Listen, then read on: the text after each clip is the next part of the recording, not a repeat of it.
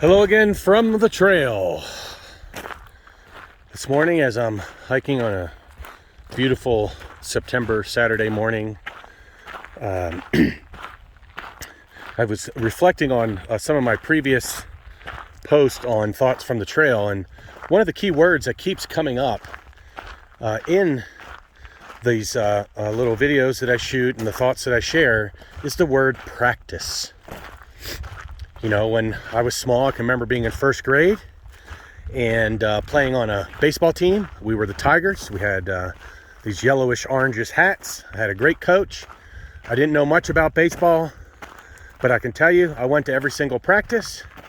I worked hard and I tried to get better. I learned how to hit, throw, become a catcher, be part of a team, get along with the team, show great sportsmanship to the folks that were playing, and I also learned to enjoy the game as well at the same time. All those things were a part of practicing baseball. And in other topics that I've shared here on Thoughts from the Trail follow pretty much that same pattern, which is all of it is practice. Even when we're in the middle of some type of engagement, whether you're thinking of these topics in regards to work or in relationships at home or with others, you might be in the middle of a conversation. And for instance, let's think about the word gratitude. You practice expressing gratitude for your work, your fellow coworkers, maybe even your supervisor, or at home, you express gratitude for your spouse, your partner, your friend, your children, your brother, your mother, your father. And there are times where every single relationship at some point has some stress, some concern, maybe even hurt, maybe dysfunction. And at those times, it becomes particularly hard to express gratitude. And yet, we can still practice gratitude in the face of all those things. The easiest time to practice gratitude, for instance, and I'm just sticking on that one as an example, is when something really great has happened, and maybe even somebody's done something wonderful for you. That's really easy.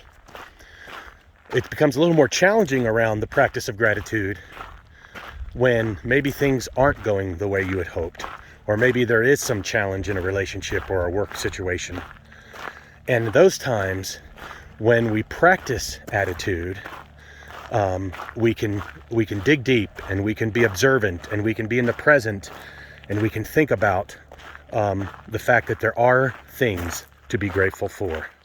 Matter of fact, I can't even think of a situation, even the most challenging of life situations, where I'm not able to find something to be grateful for out of that situation. It's not easy, it's not fun, but I can tell you, when I'm in the right mindset and I'm practicing well, and I'm keeping gratitude at the top of my thoughts, I can always find something to be grateful for. So I encourage you, whether it's loving kindness, whether it's joy for others, maybe it's gratitude, as we've been speaking about, it is a practice. Gratitude is not a disposition.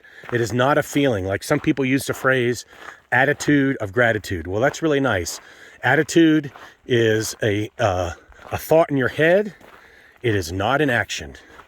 And just like love is also a noun, it is a verb. And more importantly, love is expressed through action, not through some feeling that you have inside. So the same is true with gratitude, same is true with loving kindness, same is true for compassion. All these things are actions, and they're all things that we can practice. So I'm going back to seeing that first baseball put on top of the tee when I was in first grade, and how many times it took me to actually hit the ball instead of hit the tee. But after a while, because I kept practicing, I was able to hit the ball. I never was super fantastic at it, but I always continued to practice, and I wanted to become the best baseball player that I can. I invite you to continue your practice, and I invite you to not be hard on yourself by thinking you have to achieve perfection. This life is a practice, and I'm glad to be doing it with you. Hope you have a blessed day.